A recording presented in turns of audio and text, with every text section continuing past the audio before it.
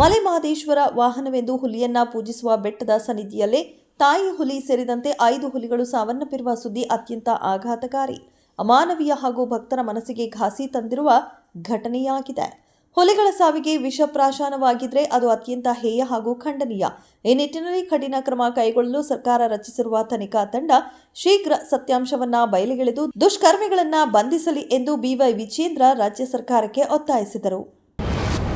ರೈತರು ಮತ್ತು ದೇವಾಲಯಗಳ ಆಸ್ತಿ ಅತಿಕ್ರಮಣಕ್ಕೆ ಸಂಬಂಧಿಸಿದಂತೆ ವಕ್ಫ್ ಮಂಡಳಿ ಹಾಗೂ ರಾಜ್ಯ ಸರ್ಕಾರದ ವಿರುದ್ಧದ ಪ್ರತಿಭಟನಾ ರ್ಯಾಲಿಯಲ್ಲಿ ಪ್ರಚೋದನಕಾರಿ ಹೇಳಿಕೆ ನೀಡಿದ ಆರೋಪದ ಮೇಲೆ ಬಿಜೆಪಿ ನಾಯಕ ಮತ್ತು ಮಾಜಿ ಮುಖ್ಯಮಂತ್ರಿ ಬಸವರಾಜ ಬೊಮ್ಮಾಯಿ ವಿರುದ್ಧ ದಾಖಲಾಗಿದ್ದ 2 ಕ್ರಿಮಿನಲ್ ಪ್ರಕರಣಗಳನ್ನು ಕರ್ನಾಟಕ ಹೈಕೋರ್ಟ್ ಇಂದು ರದ್ದುಗೊಳಿಸಿದೆ.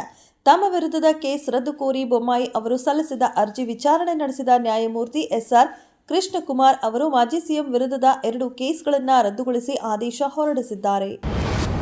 ಶಾಂಘೈ ಸಹಕಾರ ಸಂಸ್ಥೆಯ ರಕ್ಷಣಾ ಸಚಿವರ ಸಭೆಯ ಫಲಿತಾಂಶದ ಡಾಕ್ಯುಮೆಂಟ್ನಲ್ಲಿ ಭಯೋತ್ಪಾದನೆ ಉಲ್ಲೇಖಿಸಬೇಕು ಎಂದು ಭಾರತ ಬಯಸಿದೆ. ಆದರೆ ಅದು ಒಂದು ಸದಸ್ಯ ರಾಷ್ಟ್ರಕ್ಕೆ ಬೇಕಾಗಿಲ್ಲ ಎಂದು ಶುಕ್ರವಾರ ವಿದೇಶಾಂಗ ಸಚಿವ ಎಸ್ ಜೈಶಂಕರ್ ಅವರು ಪಾಕಿಸ್ತಾನಕ್ಕೆ ಪರೋಕ್ಷವಾಗಿ ತಿರುಗೇಟು ನೀಡಿದ್ದಾರೆ.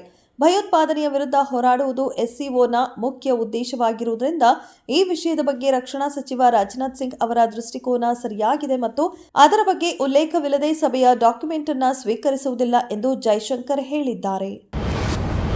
ಗುಜರಾತ್ನ ಅಹಮದಾಬಾದ್ನ ಸರ್ದಾರ್ ವಲ್ಲಭಾಯ್ ಪಟೇಲ್ ಅಂತಾರಾಷ್ಟ್ರೀಯ ವಿಮಾನ ನಿಲ್ದಾಣದ ಸಮೀಪ ಸಂಭವಿಸಿದ ಏರ್ ಇಂಡಿಯಾ ವಿಮಾನ ದುರಂತದ ತನಿಖೆಯಲ್ಲಿ ಪಾಲ್ಗೊಳ್ಳಲು ವಿಶ್ವಸಂಸ್ಥೆಯ ತನಿಖಾಧಿಕಾರಿಗೆ ಅವಕಾಶ ನೀಡಲು ಭಾರತ ನಿರಾಕರಿಸಿದೆ.